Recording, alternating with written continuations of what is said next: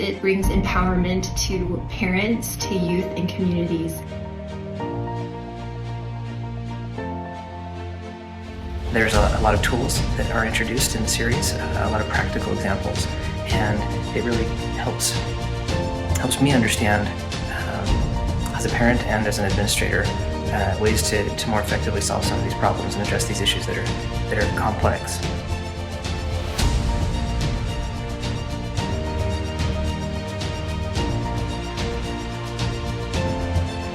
I feel that education is power, and that as we educate ourselves on maybe some of the issues that our society is facing, that we will raise better children, be better families, have better communities.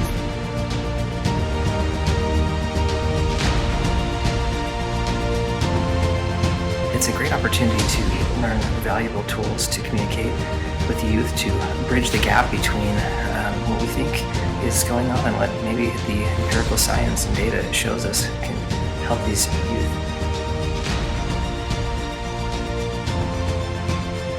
I really think it will change lives, change families, and change communities.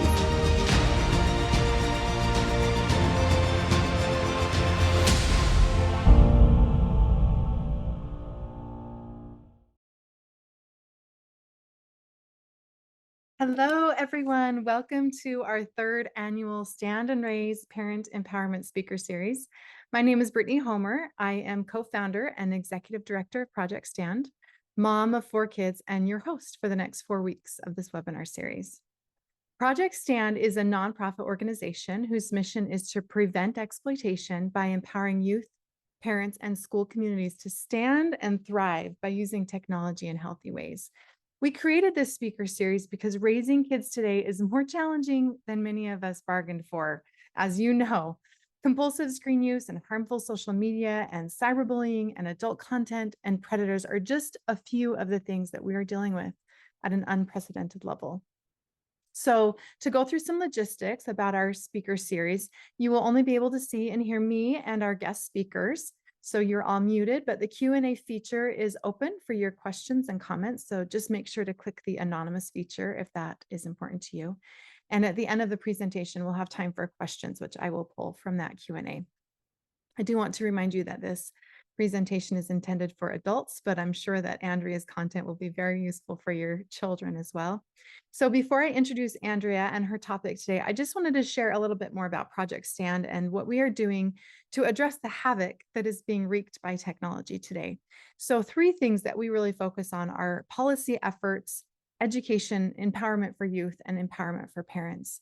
So I don't know if you know this, but right now tech companies have no regulatory body and no liability to keep them accountable, like every other American industry. So last week, there were 5 big tech CEOs from Meta, X, TikTok, Snap, and Discord, who all testified in a Senate committee on their failure to protect children online. 3 of them had to be subpoenaed, and even one had to be dragged there by a US Marshal.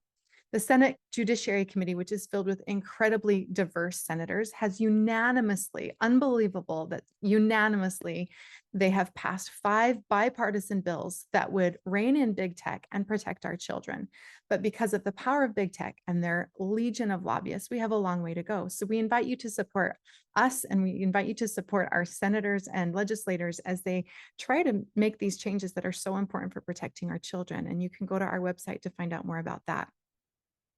About youth empowerment, we know that youth are being attacked by technology at almost every angle, but we also believe that they can be empowered to use tech for good. And so we are called Project Stand because to us, stand means to prevent exploitation by planting your feet on solid ground and using technology in healthy ways, which is why we are thrilled to announce a groundbreaking, comprehensive, evidence-based set of media safety education programs that's designed collaboratively for K through 12 students and their parents.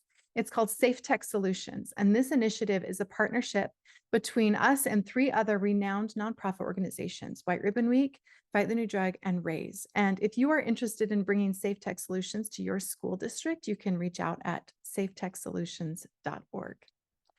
We believe youth can develop self-mastery and they can learn to stand up for healthy technology. They just need the scaffolding and the boundaries in order to learn to use it safely, which is what leads us to why we're here today. So the parent empowerment piece. We believe parents are the most important protective factor for their children, but parenting today is an uphill battle. So we're so grateful that Andrea is here to talk to us about creating a tech-healthy family and addressing screen time in our homes.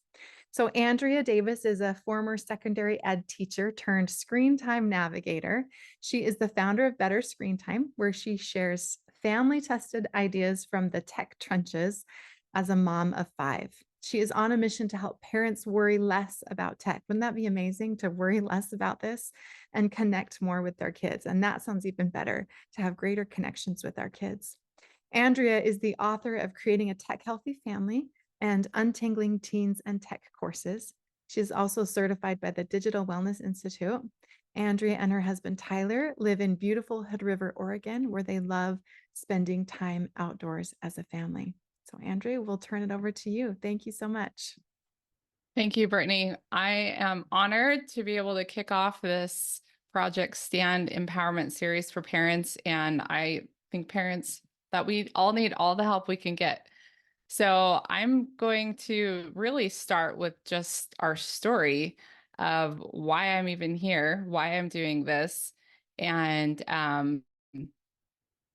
really, it just started many years ago when we handed over a smartphone to our oldest and realized that it was too much too soon. And because our series today is being recorded, there's a lot of details that I won't be sharing, but when I go speak to schools and parents groups, I share a lot more about this story. But really what it came down to was just that it was too much too soon. And so we decided we needed to reset.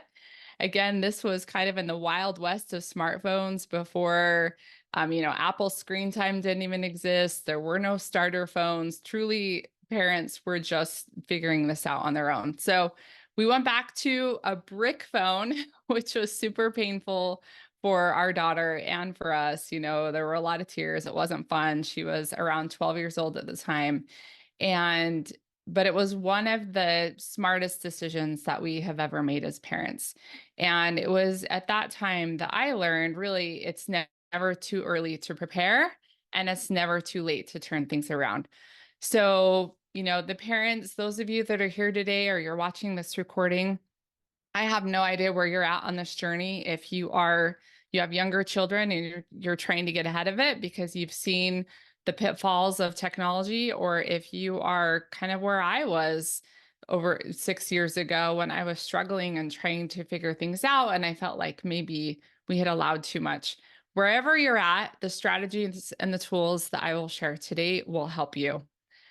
And really our goal is to create a tech healthy family. So, I was watching all of the videos on the beginning of this presentation that Brittany shared, and you can see like there's technology everywhere, right? It's not going anywhere. And so our job as parents really is to put those boundaries in place and to work with our kids.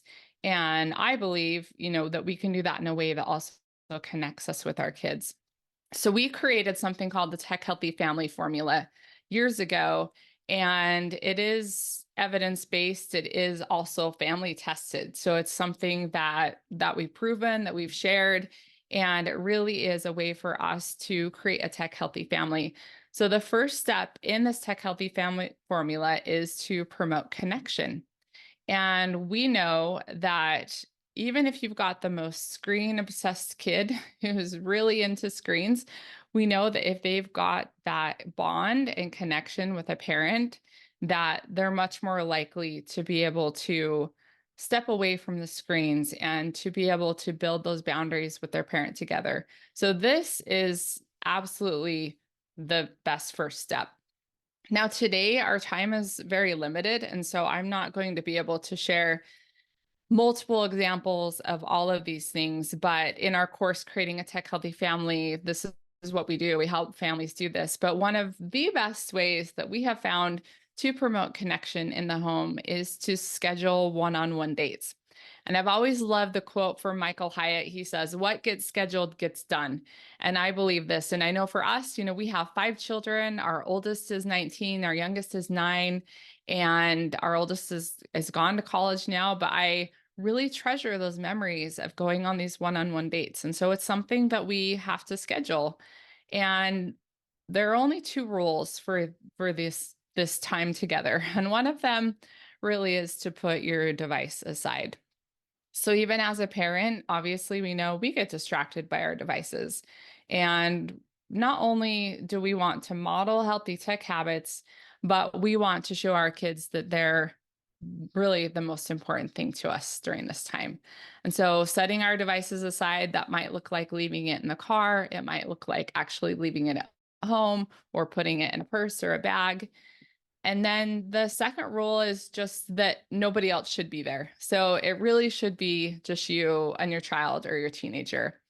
And if you can start this when your kids are young, then it doesn't seem strange or weird to them as they get older, and maybe their problems and their challenges become a little bit more challenging, really. And, it can be challenging to get teenagers to open up sometimes, but this is where the foundation starts. It starts when they're young. And if you're watching this and you think, well, I've never really done that, and now I have a teenager, it really isn't too late. And I think just saying, hey, I really want to just spend some more time with you. And sometimes this means doing something that's out of your comfort zone, something that maybe you wouldn't love to do. So for my 16-year-old daughter, she really likes to go thrift shopping. And I do not love thrift shopping, but it's something that I've done to just spend that quality time with her. So I invite you, encourage you to try to do something out of your comfort zone. Go do something and just spend some quality one-on-one time with one of your kids. It can be an hour. It doesn't have to be long. And again, this is something that we've taught and shared in our courses for quite some time. And as parents have tested and tried this, they really have recognized that this focus on connecting has allowed their kids to open up. So we do something called Teen Tech Talks. That's part of our Untangling Teens in Tech course. And we might start the conversation with our teenager one-on-one about something related to technology, but I've found that sometimes our kids and our teenagers will start to open up about something else completely different that feels unrelated, but it really is all connected, right? And so having that one-on-one time, whether you're going for ice cream or you're sitting down to do a tech talk, can be really helpful. And I heard someone the other day talk about it as shoulder to shoulder time, which I really loved. And sometimes that's more what it looks like as we have teenagers. Maybe we're going on a walk or we're just driving in the car together. They're working on getting their driver's license and putting in those hours. And maybe we're just sitting by them in the car. And sometimes that's not all bad because they'll open up when we're not having to stare directly into their eyes. So that's just something to keep in mind to maybe get your teenagers to open up. So the second step in the Tech Healthy Family formula is to pause. And there are a lot of meanings to this, to pausing, but the primary purpose of this really is a moment of self-reflection. So it can be reflecting on how you're doing as a parent with your tech habits. It could also be just checking in to see, like, how are we doing as a family? Has the tech gotten out of control? Have we brought in some new devices that we didn't really prepare for? Pausing can also mean that we're pausing before we have a knee-jerk reaction when perhaps one of our kids is using a device in a way that we don't approve of, right? And we might feel like just ripping the device out of their hand if they're not following through with time limits, or they've gotten distracted, then they're doing something that they're not supposed to be. This pause step is so important for us to stop and think, okay, were the expectations clear? And is there a way that I can connect here before I correct, right? So pausing has a lot of implications. But one way we can pause is to cling to screen-free family rituals. Now, a ritual is something that your family does repeatedly. It could be daily, it could be weekly, it could be monthly. It might be a tradition, but it's quite often just something really simple like a family walk after dinner or board games on Sunday night, anything like that. And what we have noticed is we have helped families try to reduce screen time and restore that family connection, is that quite often the device time will interrupt these rituals. So maybe there's something that you always did when your kids were younger, but suddenly, everybody, you look around and everybody's in the same room, but they're on their own devices. As Sherry Turkle says, they're alone together, right? And so that's what we want to avoid. So is there a screen-free family ritual that you can bring back? And can you set the devices aside so that you can be really present for your kids? And I think just thinking about what are the things that bring family connection. And again, if you've got older kids and teens, you might get some resistance, but I think it's really important to just kind of show up with enthusiasm, with positivity, push through that. You might need a compromise. Maybe it's a family walk for like 15 minutes, but it's really important to keep those things going. So then looking at that next, whoops, sorry, I think my slides went backwards instead of forward. We should be on step 3. Oh yeah, so just being the change you want to see. So that's that other part of pausing and thinking about, am I modeling those tech habits that I want to see in my kids? And again, we're going to use technology, we use our phones, but I think letting our kids know what we're doing when we're on them, and if it is a time when we are trying to connect, can we set those aside for now? And as we've watched parents go through these exercises and conversations that they've had, we've just recognized that, sometimes this can be a sensitive topic, maybe, in a marriage or in a partnership. If one person feels like the other person has really bad habits with their phone, it can feel like, hey, we're just pointing fingers at them. But as we do more like proactive rather than reactive kind of parenting and connections in like a partnership and a marriage, then we can kind of plan ahead and avoid pointing those fingers, which is super helpful. So the next step is to prepare. And this is so important, again, when it comes to being proactive. So thinking about, a smartphone, is not a rite of passage for our kids. It's a portal to the world. It's a world we need to prepare them for. So even if we know that we're not going to get a smartphone for, our kids, and we are going to delay, and we'll talk about that in a minute, we still need to prepare our kids, because this is something that, as we've helped literally thousands of families and we've worked with our own family, we've seen that sometimes parents who lean very toward a, no phone approach and are into delaying, which we do advocate for, sometimes forget and neglect the teaching part. So it's really important that we remember that even if we're delaying and we are making different choices in our family compared to the rest of society, we can't not teach our kids. We have to teach our kids, and that is part of this preparation piece. So one of your best tools here is to create a family tech plan. And for us, again, this is years ago, probably 6 years ago. Our youngest was 3, our oldest was like 12 or 13, when we created our very first family tech plan. And it's something that we have revisited and repeated many times over the years. And it started like this. So this is only just one small part of it, but we teach something called the toolbox lesson. We talk about tech as a tool, but we made a thumbs up and a thumbs down list. And this is such a valuable conversation, because quite often what we will do as parents is maybe something will happen on the device and we suddenly are really afraid. Like, we're scared of what we've seen, we're scared for our kids, and we kind of start parenting from this place of fear. And I'll never forget reading a quote from Dr. Meg Meeker.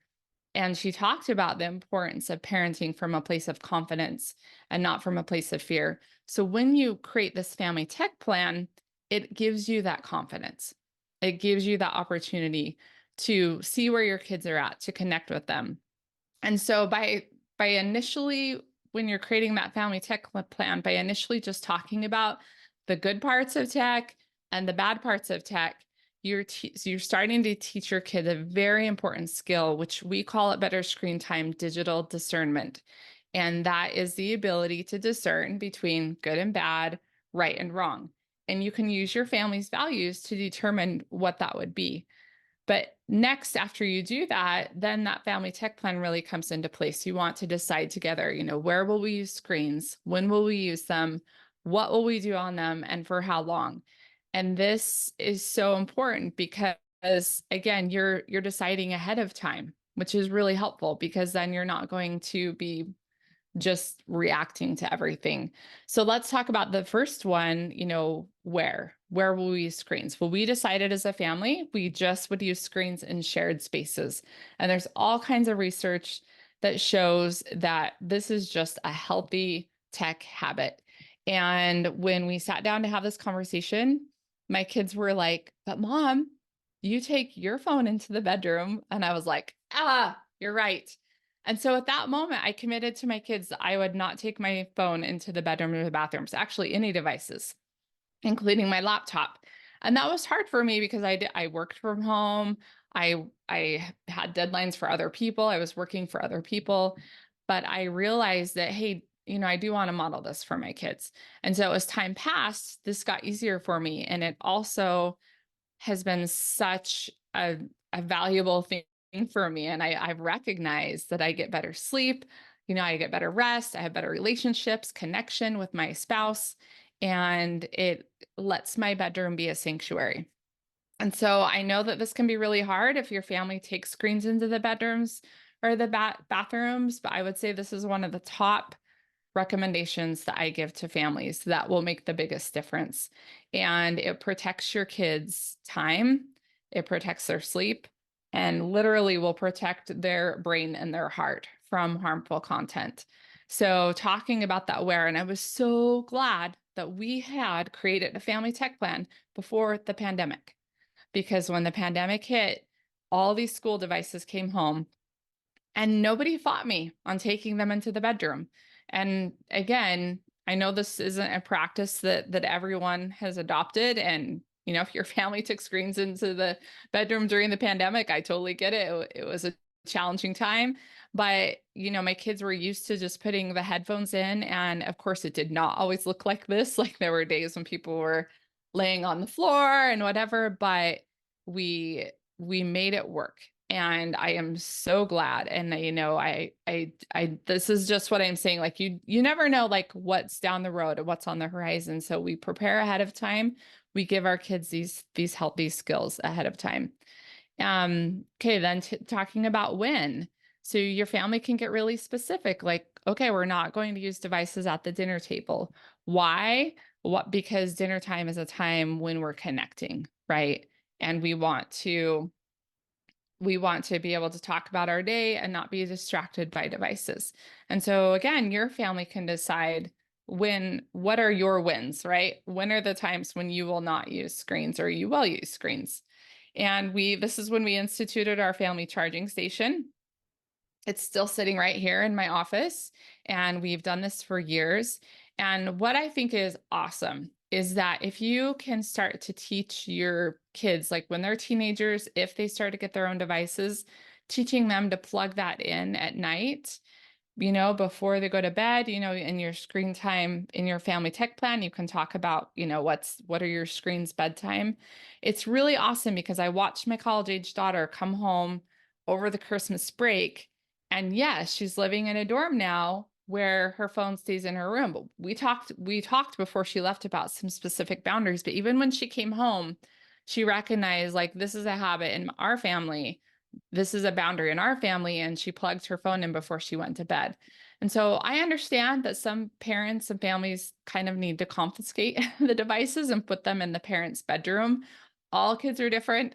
Some kids are just way trickier about getting around things. I will say there's a huge benefit to trying to teach your kids as they are older to do this on their own, because then it becomes a lifelong habit that mom and dad didn't just force.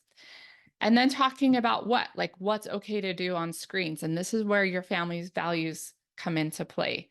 And, nobody can tell you what this should be exactly, because every family values different things and you have different values. But this is such a powerful conversation to have with your kids. Like, what are our values? What's okay? Like, what kind of shows or movies are okay to watch? Do we allow video games? And if we do, are violent video games okay? Again, this is so powerful, rather than just mom and dad walking in and saying, like, this is how it is. We need to get our kids input, because this is how they get on board. And then that last one is just thinking about how long, right? So like, how long is too long to be on a screen? And it's so important to talk to our kids about self-awareness. Like, how do I feel if I've been on a screen for hours at a time? And compare that with, how do I feel if I've been out playing basketball with my buddies, or I went on a family hike?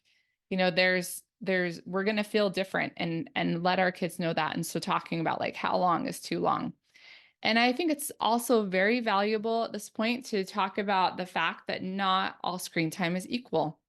So there are different ways that we use screens, and screen time experts often split this up into 3 categories. Am I creating? Am I connecting? Or am I consuming? And I'm sure, like, you can probably guess, like, which of these is most likely the worst. That would be consuming. But even looking at consuming, am I consuming consciously? Am I being very aware about what I'm consuming? Am I consuming with purpose? Or am I consuming carelessly? Am I just like watching one YouTube video after another? And there's a big difference. And so again, like, we could, as parents, just create a whole bunch of rules and write them down, but that doesn't teach our kids anything. It doesn't teach them the difference between the different types of screen time. It doesn't teach them, how do I feel when I do this versus this? And so that's why these conversations are so important, and to help them. And this is kind of what happens sometimes, right? Like, if you've got, especially I think junior high or middle school kids, this is a huge struggle, right? And they have these school devices, and sometimes there's all these things on there that are just super distracting. So that's why having these conversations is so important. And I always say that tech boundaries are better than tech band-aids. So yes, I mean, we sometimes we're not ahead of the game. We don't realize that we need to take care of something until this problem arises. But by creating a family tech plan, you're creating those boundaries ahead of time. And it's so much easier than throwing on a tech band-aid. And so when I look at parents that have gone through this and actually created a family tech plan, I love, like, what Ashley said here. She said, her family is younger, and she's like, I feel like we're just not even letting these problems start. And that's why, Project Stand is here. This is why Better Screen Time is here, is to help parents recognize and make plans and help their kids ahead of time, right? And then this next step is to protect. And you might be asking, like, why would I prepare before I protect? And, we spend a lot of time talking this out, and especially my husband and I, because I was debating, like, do I protect before prepare?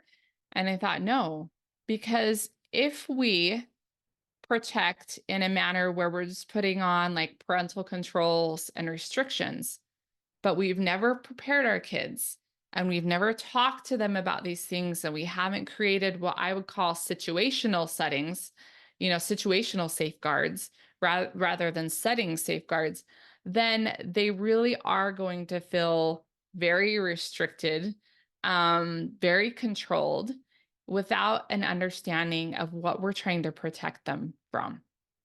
So again, as I was trying to navigate all of this, and I was interviewing a lot of parents, I felt like the main two things I got were just print out a tech contract, and here are the parental controls to use. And again, like that's not empowering our kids in any way. And we're not teaching them when we just rely on those things. So it's not that these other tools can't be helpful, and we're going to talk about this, but they need to come after some preparing first.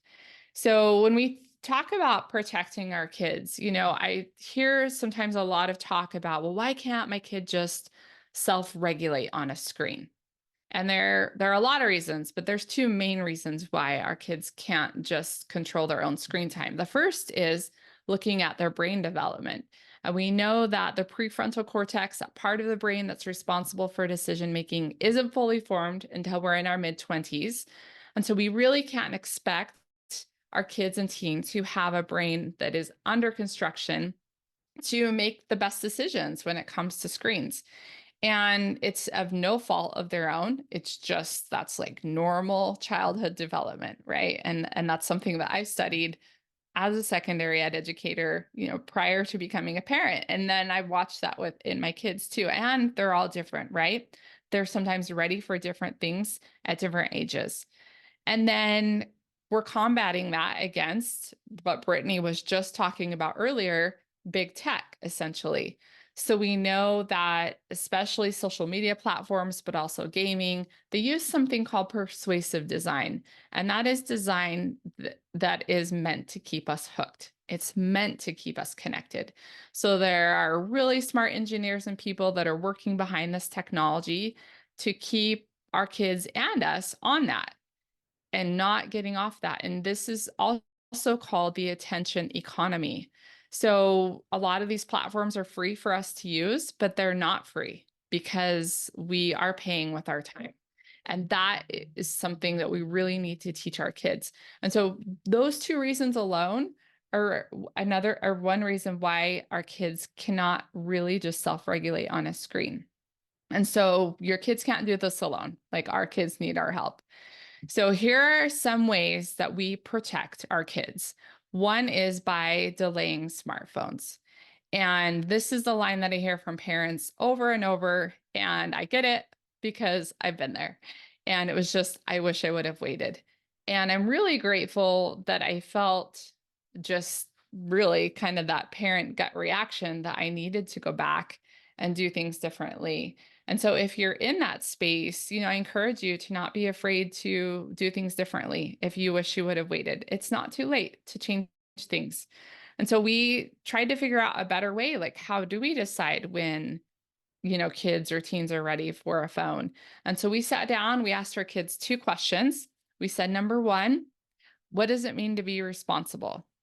And two, what does it mean to be emotionally mature? And our kids gave us all kinds of great answers. They were like, okay, well, if you're responsible, you get up for school on your own, you do your homework without being asked, you do your chores. If you're emotionally mature, then like you don't throw a fit when things don't go your way. You are not kind to your siblings. And so we made this big long list on poster board as a family. And so when we got to the end, I was like, that is an awesome list, you guys. And I said, and those are the things someone needs to be able to do before they're ready for a phone.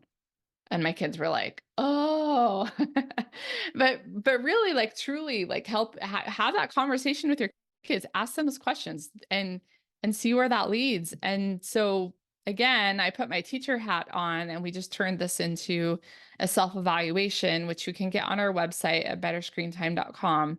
And when we have kids or teens that start asking for a device, we pull this out and it gives them an opportunity to evaluate themselves and to be like, okay, well, where am I at on these things? And the other awesome thing about this is I know some parents will ask me, they'll say, well, what if my kid just lies on all these questions? And they say like, well, yeah, I always complete my homework without being asked, but they don't. And I was like, then that's your sign. That's your sign that your child is not ready. Because if they can't be honest with themselves and honest with you about where they're at in these things, they're not going to be honest with a phone. And so again, just like having that conversation with your kids is so important, seeing where they're at. And then we created something called smartphone stair steps. Now, keep in mind, I did this before Gab or any starter phones existed. And it was just like, I remember, I'm a person of faith. So I was praying, but I remember just like, I need some answers here. And this was kind of just the vision that I had in my head, where it was just like, okay, this is what this should look like. It should look like, line upon line, right? And so starting with something very basic. And so now it's awesome because we have some other options, which I'll share in just a minute. But the most important thing here is that we're starting with something that doesn't have internet access. And then even when we're getting to the end, that social media is still an optional thing. And I know sometimes as parents, we're concerned, if my teenager doesn't ever have access to social media, then they may never learn how to use it wisely. And I think there's definitely some truth to that. But I also think that you have to consider your own child and teenager. So if your teenager has had a history of anxiety or depression, or maybe even just some other kind of addiction, then social media might just not ever be a good thing for them. I mean, think about how many adults who struggle with social media, and for many of us that use it, like it takes a lot of just boundaries, right? So again, that's something that you're going to have to decide with your kids, and we have a self-evaluation as well for that, but I'm not going to get into that today. But just looking, there are lots of starter phones and watches and places you can start. And then okay, for some reason my slides just went back, so sorry. I'm going to talk while they go up.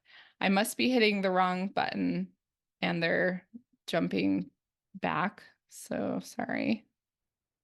So yeah, just thinking about what options do I have? So even as your child, they might pass that self-evaluation and you're thinking, okay, this looks like a good place to start.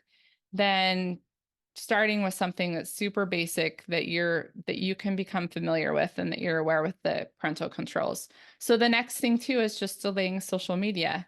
And many of us are probably familiar with this, that we have been saying for a long time that social media really isn't, well, we know it's not for kids, but the US Surgeon General came out and said, 13 is too young. And a lot of this age is just based on the laws that have been in place for a long time that are completely outdated. So, yeah, okay. I don't know why I'm skipping back. Let me see if I can find oh, there we go. Okay, sorry, you guys. I haven't had that happen before. We're jumping ahead. Okay, so thinking about social media, and we're, again, we're still in this protect phase, but thinking about, using a router that has parental controls. We really like the Griffin, but anything that works for you, but just like setting a bedtime on that and using something that can see the school devices is super, super helpful. And then using those device-specific parental controls like Apple Screen Time, Google Family Link. There are a lot of things that are available now that we didn't used to have. And then teaching your kids why, right? That is a big part of protecting your kids, because as they grow, their internal filter becomes the best filter. And we want to teach them when they're young, we kind of protect them and we're kind of their filter, but as they get older, they have to have their own filter, right? And this has been, I've seen this time and time again as parents have gone through our courses, and, we've helped parents. A lot of times they kind of thought, hey, I thought that the filter was enough, but I realized that it really wasn't. And so again, having that relationship with your kids, checking in on them, and making sure that you're having those conversations to really prepare them. And the last step is to practice. And none of us is going to get this right the first time. And so it is a series of conversations that we have with our kids. Again, like in our Creating a Tech Healthy Family course, these are conversations that we have. We help parents get their own tech habits in place, but then have a conversation with your spouse or partner, but then helping your whole family But then, as we move in with teenagers, it's a lot more of one-on-one conversations. And so we sometimes wonder, if we're practicing, how do we turn things around? And I think it's just important to remember, if you do have older kids and teens, that some pushback is normal and that will happen. But again, when you can be like, okay, we've prepared, we've planned, that connection is there, then I know that we need to have these boundaries in place. And as we watched parents have gone through and created these family tech plans with their kids, they have felt empowered to make changes. And it is awesome when your kids can speak up and say, well, hey, mom, or hey, dad, or, grandma, what about this? Like, you do this, and again, it's more like a team approach. And we found that this is just super powerful. So just the last couple of thoughts, just remembering that technology has changed, but what kids need has not. And I stand by that. Like, our kids still need sleep, physical activity, face-to-face connection, unstructured play. I mean, the list goes on. And so we have to think about those things that our kids need. And so my challenge to you today is to consider this your opportunity. And that really is the secret to managing screen time, is to recognize that, teaching our kids to run from porn, or teaching them to look someone in the eye instead of looking down at a screen, or to focus on their homework instead of turning to YouTube over and over, and learning to use their imagination instead of a screen. All of those things, that is an opportunity for us as parents to teach our kids and to teach them that skill of digital discernment. And so my challenge really to you today is to create a quick guide to creating a family tech plan, or we're sharing our quick guide, but to create that family tech plan. And you can use this QR code to scan that so that you can just have an outline, because I understand and remember how overwhelming it was to start from scratch. And you can put your family tech plan on your fridge. And so that's my invitation to you. And if you've got teenagers, then starting into those one-on-one teen tech talks. And again, at Better Screen Time, we talk about digital discernment, digital dangers, and digital distractions. And you'll find, as you have these one-on-one conversations with your teens, that they might shrug their shoulders, they might roll their eyes, but really they do appreciate that you are taking the time to mentor them, and they need it and they want it, even though they may not act like it. And so this is our challenge, is to schedule a date to create your family tech plan if you haven't already. And if you have teenagers, then starting into those teen tech talks. And I'm super grateful to Project Stand and to Brittany for having me. And I'm ready for questions.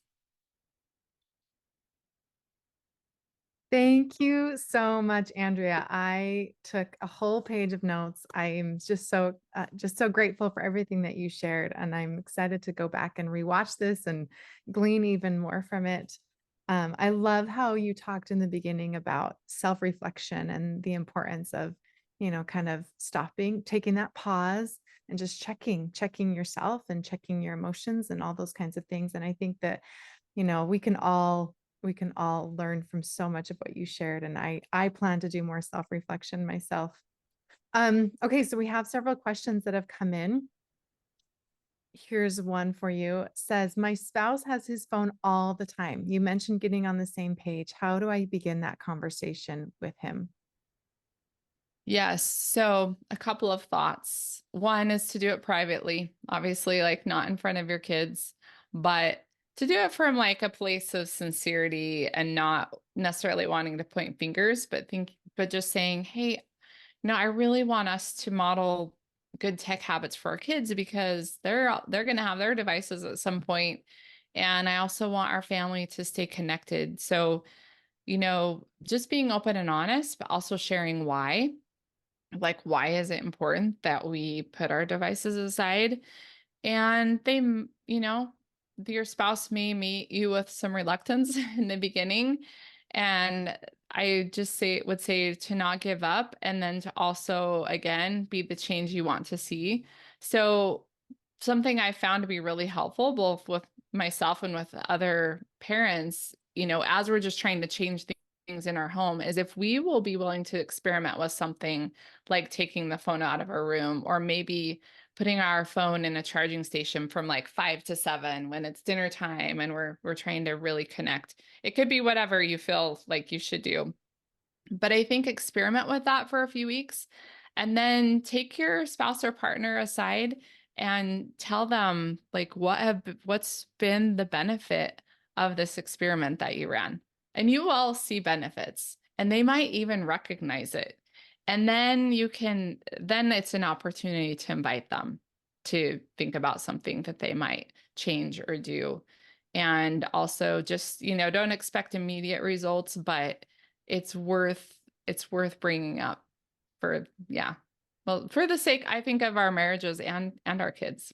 So I love that. Thank you so much. And I think even if your spouse makes no changes, I think that children will benefit from seeing one parent who is making these changes as well. yes.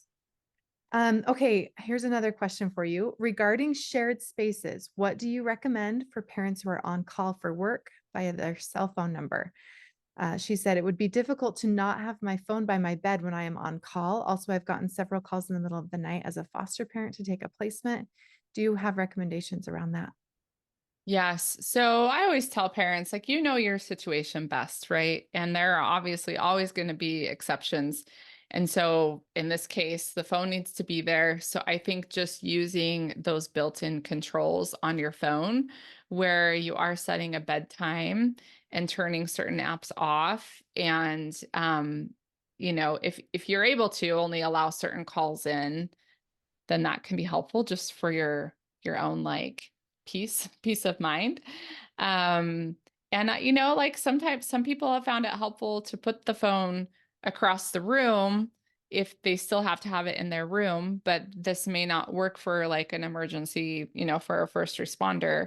So I think it's using those controls and then being really honest with yourself. Am I using the phone in the bedroom? And that was something that we decided together, as my husband actually still does take his phone in the bedroom, but he doesn't use it in there, except for a specific purpose. And it's the alarm clock. And then same thing, we have gotten a call in the middle of the night before. And we have teenagers, that will be like, oh, I'm on my way home at 11:59 or whatever. And so that they know like to text his phone, but he's not like on the bed using the phone. And so I think it's just like being really honest with yourself. Yeah, that's fantastic. And I think that there are so many, like you mentioned, there are so many restrictions that you can put on your own phone, on yourself with the screen time features within the phone that can be really useful. That's great. Okay, here's another question. How do I empower my kids when the homework/games on computer start to mesh with one another? She said, or this person said, we create a plan together, but one kid still pushes past the limits that are set. Then I feel like the bad guy reminding him about our family limits. Yes, that's when you can turn to using technology to help you out. So again, the family tech plan is the foundation because that's the thing that goes with your kids no matter, when they leave home. But you might have to use something like the Griffin router. Again, it can pick up any device in your home and you can set specific restrictions per device or per person, per user. So you can block certain websites, like you could block YouTube if that's a problem. And then also if it's a school device, talking to the school about, we shouldn't have access to games and these other things on the school device. So Awesome. Thank you. And that kind of goes along with this next question. Are you an advocate of apps like Bark? And how do you build policing into your family tech plan, into that policy, like searching your kids' phones and auditing texts and things like that? mm-hmm. Yeah, so kind of two questions there. I'll address the second one first. As our kids become teenagers and they start with a starter phone in our family, we do have a conversation with them and let them know, we can and will check your phone. For me, I try really hard not to do that unless they're in the room with me. So I will just do it randomly, but I'll just say, hey, I'm going to do a tech check. That's what we call them in our house. I'm going to do a tech check. And I try to respect them in the fact that I'm not just spending an hour like reading every single detail about everything, but I am doing a comb over. I am checking things. And if I see something, I'm going to talk to them about it. So I do think it's important to check devices because I've because I hear and know all the horror stories of what can happen if we don't. I guess because there's so many things that can go wrong. So I think that's good. But again, we do it from a place of respect and we have conversations with them about it. And then as far as like monitoring apps, we have used Bark before. We used Bark with our oldest. Again, we were just kind of figuring things out. And I felt like it was helpful in some circumstances and cases because it will just basically send you alerts when it sees something that's alarming. So I think that's something you can take on a kid by kid basis, perhaps. I don't think it's necessary for all families and all kids, but it can be helpful if you've got a sneaky kid to just kind of keep tabs. And again, not doing it secretly, making sure that your kid knows that it's on there. And in my daughter's case, sometimes it wasn't so much things that she would say, but it would be things that other people would send her. And she would, I remember reading on one of the texts, it said like, Bark's going to be blowing up tonight because somebody was sending a lot of profanity on a text. And so I was like, kept getting alerts. And again, it wasn't my daughter, but someone else was using a lot of profanity. And so that can be helpful as a parent for you to know, you know, what your kids are hearing and seeing sometimes. Yes. Oh my goodness. I love that idea of like monitoring it together, like bringing them into that conversation and not and showing respect for them and what they're doing. Here's another one for you. It says, my kids use Snapchat. They are 11 and 13. I do check their iPads, no phones yet. They do so much communication with their peers on this platform. How do I step back on this or keep it and just keep an eye on them? What do you recommend? Yeah. So if it were me, I would get my kids off Snapchat. It's really, really dangerous place for kids.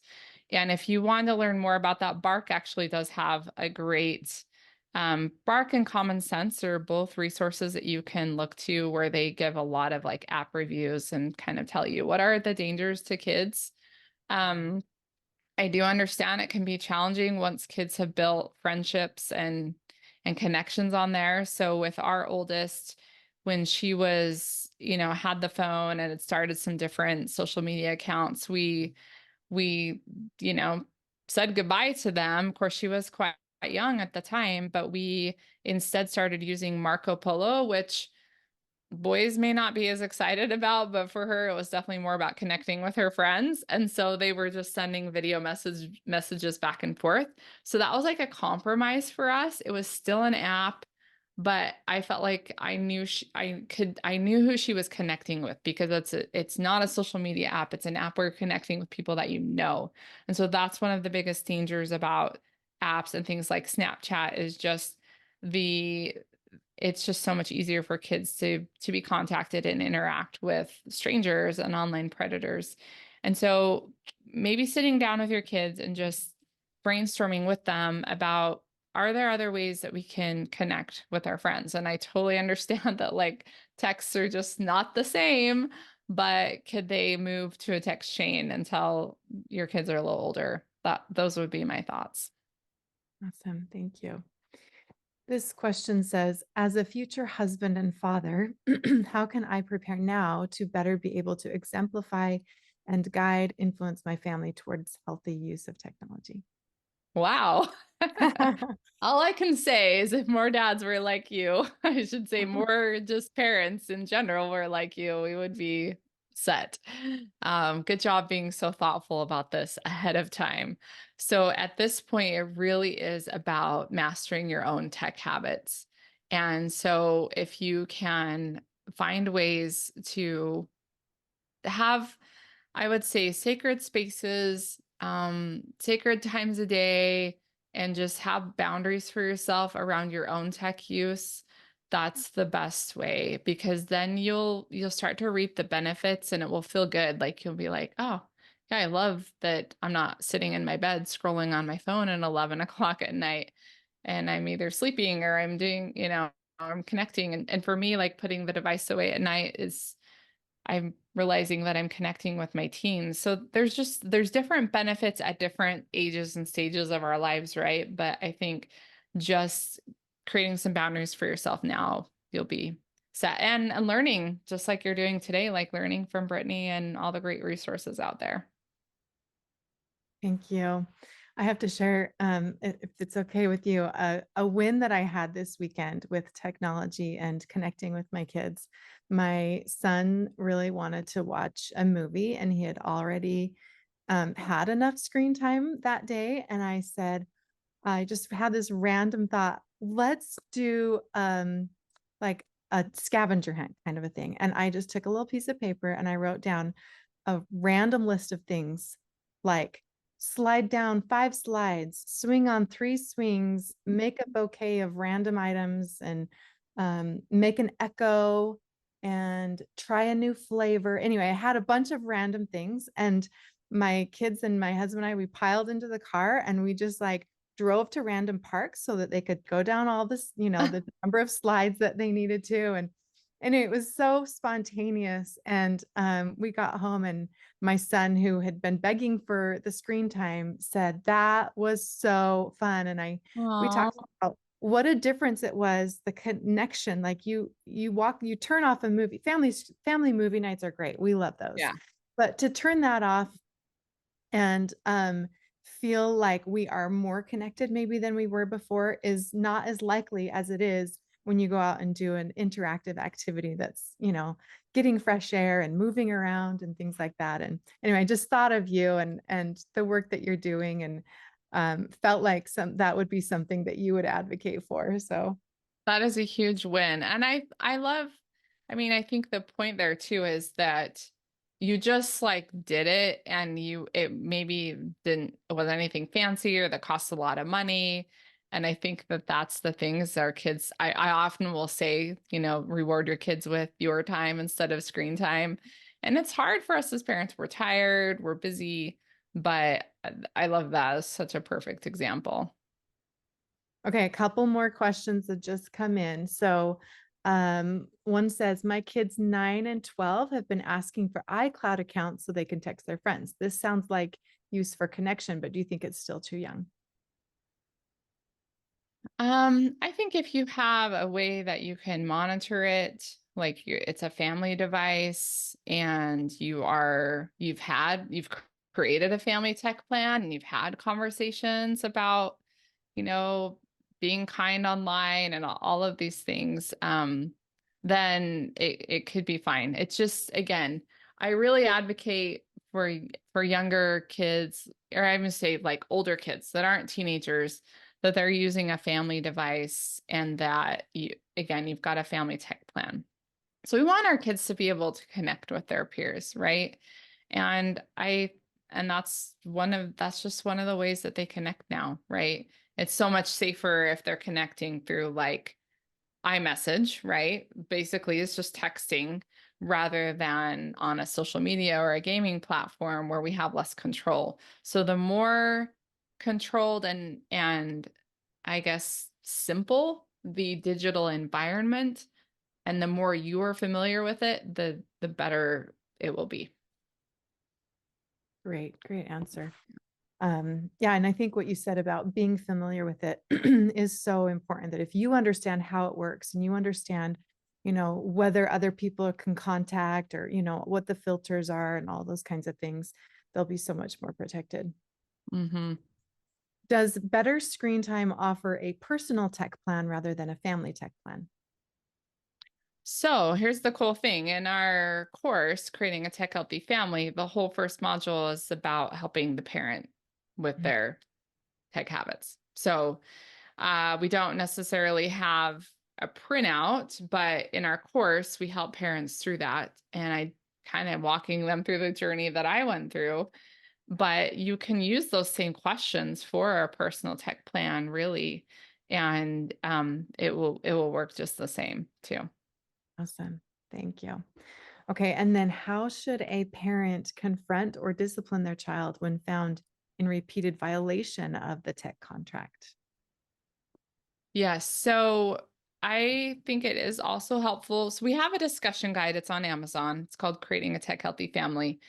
And in there, we talk about like just rules being there to keep us safe, right? So the conversation starts with talking about basically highway rules and like driver safety and how those rules keep us safe, right? And so that's a conversation you can have with your kids. We have these boundaries in place to keep us safe. What happens when we don't follow them? Like what happens when you run a stop sign? This is what happens. And like, you know, right in front of my house, I saw some kids on an e-bike that didn't stop at the stop sign, and there was a car coming up the road, and they plowed right into them. And I ended up being a first responder. I'm out there, holding the girl's head. She's like bleeding. And my kids are standing in the yard just like, whoa, and you just think that the challenge with the digital world is that a lot of the risks and the harms are we can't see them. So it's kind of hard sometimes for our kids to understand and relate, like, what's the big deal, mom? What's the big deal, dad? So it can be really helpful after you create that family tech plan to create some consequences, if we're not following through. And in talking to your kids that, using tech is a privilege. It's not a right, it is a privilege. And we demonstrate that we're ready for that privilege by using it responsibly. And so you will have to, as a family, decide what makes sense for you. The only thing that I want to mention is I caution parents against using screens as either a reward or a punishment. Never really as a reward, but then not as a punishment for other things that are completely unrelated to the screens. So, I don't know, just like if your teen was late for their curfew, like we're not going to threaten that I'm going to take your phone away, because again, that's when we're pinning the phone, or we're kind of creating that wedge in the relationship. Excuse me. But just thinking about, maybe we have a break from the phone, from the device for a week while we work on some other things. Again, if you're taking something away, you always want to replace it. So thinking about what are some things that we can do instead. We're going to take a break from the device until we can follow through with the boundaries. Yes. Like that. Thank you. Well, that is all the time we have today. Thank you so much again for everything that you shared with us and for your incredible presentation. And I just know that there's so much that we'll all be able to apply. So next week, our presentation is by Deanna Lamson, the founder of White Ribbon Week and Power Up for Families. And she'll be talking about empowering safe tech use through strengthening family relationships. So just really building on what Andrea talked about today. So registration is still open. So invite a friend to join us next week. Send them to mediasafety.org/speakers to sign up. And just a reminder, if you can't watch live any of these presentations, register and tell your friends to register anyway, because we will notify you when the recordings are available. So thank you, everyone. Thank you so much, Andrea, and we'll see you next week. Take care. Thank you.